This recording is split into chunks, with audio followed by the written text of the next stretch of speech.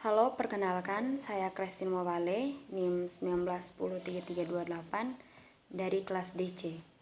Di sini saya akan menjawab pertanyaan ujian tengah semester mata kuliah Audit Keuangan. Pertanyaan yang pertama, apa peranan profesi akuntan publik di dalam suatu negara tempat mereka berada, sertakan dengan contoh kasusnya. Jadi, peranan profesi akuntan di dalam suatu negara sangatlah penting, yaitu sebagai profesi atau pihak yang mendukung dan meningkatkan kualitas informasi keuangan dalam suatu negara untuk pengambilan keputusan, yaitu seperti memberikan jaminan informasi, berperan memberikan keyakinan atas kualitas informasi keuangan dengan memberikan pendapat yang independen atas kewajaran penyajian informasi dalam laporan keuangan. Laporan keuangan yang telah diaudit oleh akuntan publik akan menjadi dasar bagi investor atau kreditor untuk pengambilan keputusan. Yang kedua, membantu pertimbangan investor pasar modal. Karena semakin banyak masyarakat yang berinvestasi di pasar modal, maka harus bisa menentukan emiten mana yang memiliki potensi. Yang ketiga, membantu sektor perpajakan. Akuntan publik berperan penting untuk mengamankan penerimaan negara dari pajak demi kelangsungan pembangunan. Dan yang keempat, pemeriksa keuangan pemerintah. Akuntan publik berperan sebagai mitra kerja dari Badan Pemeriksa Keuangan atau BPK sebagai pemeriksa keuangan pemerintah di tingkat pusat maupun daerah. Yang kelima, fasilitator bisnis. Akuntan publik berperan untuk memfasilitasi potensi aktivitas bisnis. Dan yang keenam, mewujudkan perekonomian yang sehat. Profesi akuntan publik berperan dalam meningkatkan kualitas dan kredibilitas informasi keuangan atau laporan keuangan suatu entitas. Nah, contoh kasusnya yaitu kasus dari PT Jiwasraya. Kasus mega skandal gagal bayar, klaim nasabah, dan kerugian negara perusahaan asuransi milik negara atau BUMN PT Jiwasraya. Kasus ini sudah mulai muncul sejak tahun 2018 karena masalah seretnya likuiditas atau krisis keuangan Jiwasraya. Barulah pertengahan tahun 2019 ketika Erick Thohir menjadi Menteri BUMN, mega skandal Jiwasraya terbongkar ke publik. Awal mula kasus mencuat ke publik ketika pada pertengahan Desember 2019, manajemen Jiwasraya tak mampu lagi membayar polis nasabah dengan total kerugian senilai 12 triliun. Setelah pengumuman itu, sejumlah pemegang polis Jiwasraya mendatangi Kementerian Badan Usaha Milik Negara atau BUMN untuk meminta kepastian soal nasib uang mereka. Besaran angka uang yang hilang inilah yang menyebabkan kasus Jiwasraya disebut mega skandal dan melibatkan banyak pihak mulai dari manajemen, pelaku di pasar modal, dan pengambil keputusan. Pertanyaan kedua, jelaskan mengapa The Sarbanes-Oxley Act atau SOX disahkan tahun 2003 dan apa yang mendasari hal tersebut dilakukan.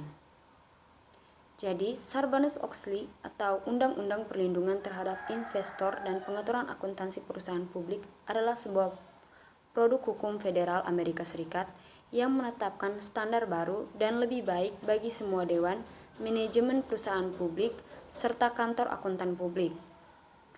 Dasar dari penyusunan undang-undang ini adalah sebagai bentuk respon dari Kongres Amerika Serikat terhadap skandal-skandal akuntansi pada korporasi besar dan manipulasi laporan keuangan yang menjadi penyebab rusaknya kepercayaan publik, seperti kasus Enron dan WorldCom serta perusahaan besar lainnya, di mana melibatkan peran akuntan publik.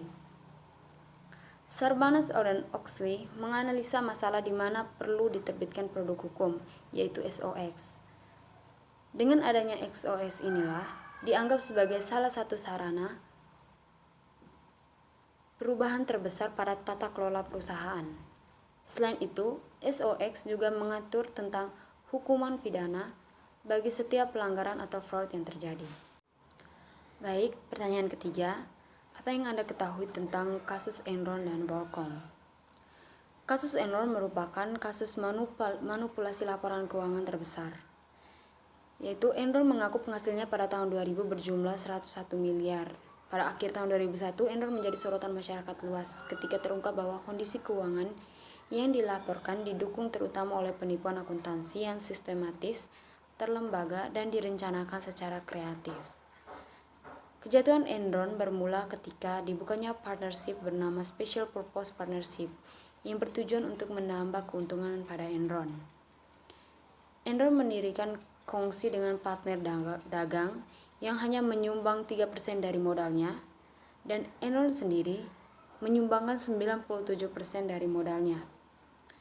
Enron membiayai dengan meminjamkan Enron induk perusahaan kepada Enron anak perusahaan. Secara singkat, Enron sebenarnya membuat transaksi dengan perusahaannya sendiri.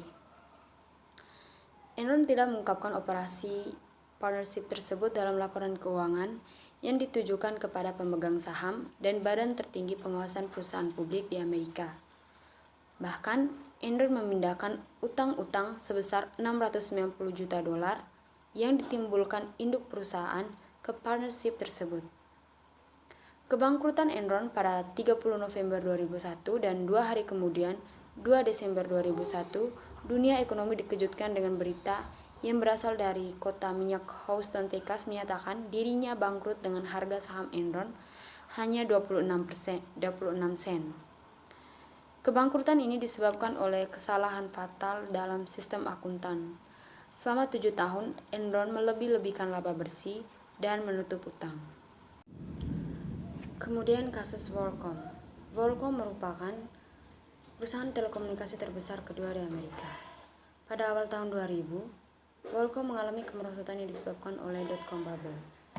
Pendapatan juga nilai saham terus mengalami penurunan dan utang semakin banyak. Kemudian memutuskan mengambil keputusan dengan cara mengubah laporan keuangan dengan membukukan line cost sebagai pemasukan yang kenyataannya merupakan pengeluaran, dan meningkatkan pendapatan dengan entry akun palsu ditulis sebagai akun pendapatan yang tidak teralokasi.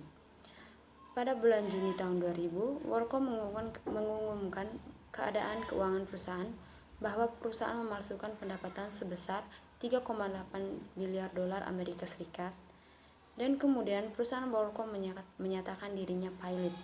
Kebangkrutan WorldCom merupakan kebangkrutan terbesar dalam sejarah Amerika dengan nilai asetnya sebesar 103,9 miliar dolar Amerika Serikat. Pertanyaan yang keempat, apakah keterbatasan SPI dapat membuat sebuah perusahaan meniadakan SPI di sebuah perusahaan? Jadi, peniadaan SPI dalam suatu perusahaan karena keterbatasan SPI tergantung seberapa perlunya SPI tersebut.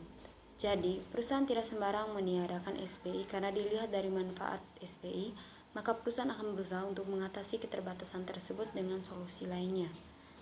Karena tujuan SPI sendiri yaitu menjamin keandalan laporan, baik laporan manajerial maupun laporan keuangan, menjamin efisiensi dan efektivitas kegiatan operasional, menjamin kepatuhan terhadap kebijakan manajemen, menjamin kepatuhan terhadap hukum dan peraturan, serta komitmen terhadap pihak luar organisasi. Sekian penjelasan dari saya, dan terima kasih.